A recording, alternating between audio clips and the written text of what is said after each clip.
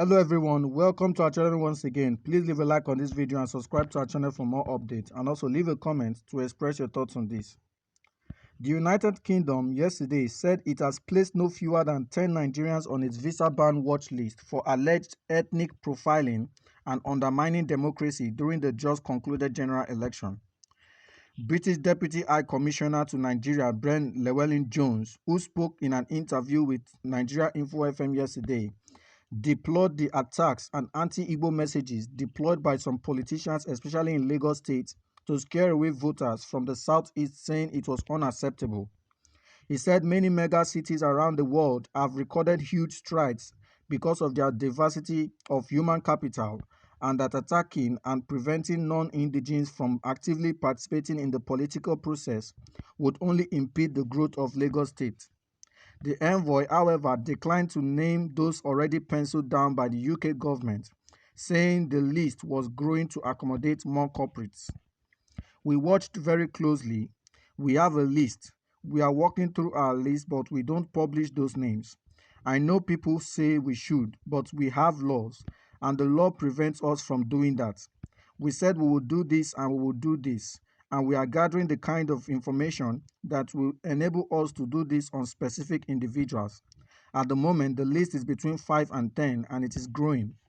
The United States had also imposed visa bans on certain individuals in Nigeria who were deemed to be undermining democracy. After winning his re-election bid as governor of Lagos, Babajide Sanwo-Olu called for unity in the state and condemned attacks fueled by ethnic discord. He said elections should be based on competence and experience rather than ethnicity or religion, adding that the true Lagos spirit is a welcoming and liberal. But the UK envoy said if you live in London, you are a Londoner. A British Pakistan is a Londoner. The British Prime Minister lives in London. My boss, the British Foreign Secretary, is clearly British Sierra Leone and lives in London. They are Londoners. Why is it that people who pay taxes, who work, who provide teachers, who build businesses, who create jobs, who live in Lagos, who happen to be from a different ethnicity to come to some other people are not Lagosians? Of course they are. The strength of Lagos is its diversity, and if Lagos can't be that kind of cosmopolitan melting pot of culture and language and all the things it should be, then really how is Lagos going to succeed? People chanting anti-Igbo messages and walking on the streets by polling units on elections day is totally unacceptable.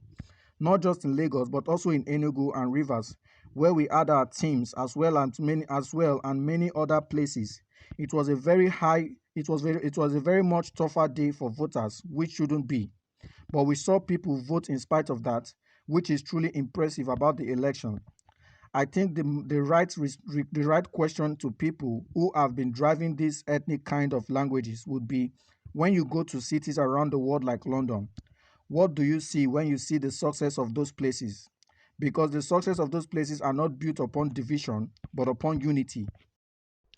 Wow. Ethnicity profiling. UK placed 10 Nigerians on visa watch list. It is quite unfortunate that we are where we are today as a nation. Yes.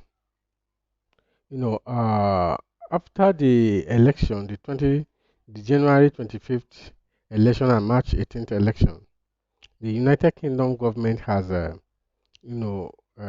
placed 10 Nigerians on visa watch list for trying to undermine the process of democracy in our country. Now, it was quite obvious that the January 25th election and the March 18th election was characterized with violent election malpractices and all kind of gimmick for some individuals to win election, which is very obvious to us as a country. But because of who we are as a nation, we have a system that are not we have a system that cannot, you know, give justice when it's needed. And now a foreign country is now coming to punish people who have undermined our democracy here in Nigeria is quite unfortunate. Now, these people who has been placed on the UK visa watch list are Nigerians who committed this offense in Nigeria. But the United States, United Kingdom, the UK, has picked names of some individuals they believe that they have undermined the process of the election and placed them on watch list, visa watch list. That means these people may not be able to enter the United Kingdom for any reason. And the question I keep asking myself is this: if we as a nation, as a people, has developed our place, has made our place, a pointer to the world, will this kind of a thing be happening? The answer is no. The answer is no. I see this to some extent as an insult to our nation and to our leaders who are supposed to do the needful as a country. But what happens? They specialize in embezzling the state's funds, and with that has made themselves a subject to foreign nations. That is just it.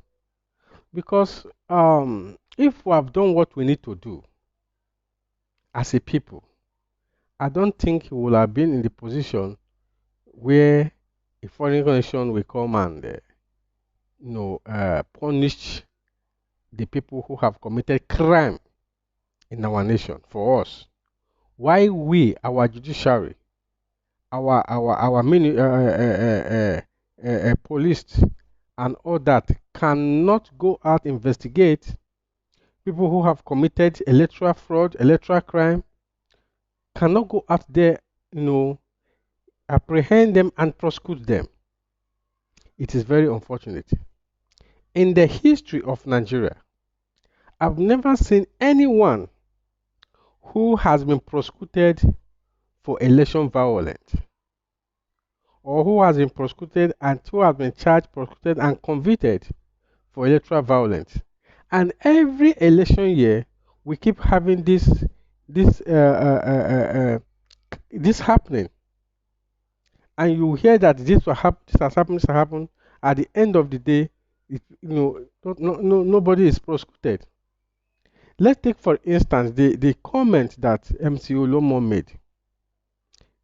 Saying that if you know you are not going to vote for APC, do not leave your house. Iyat Mama Chinedu, stay in your house if you're not going to vote for APC. At the end of the day, even the police, they turn it to play.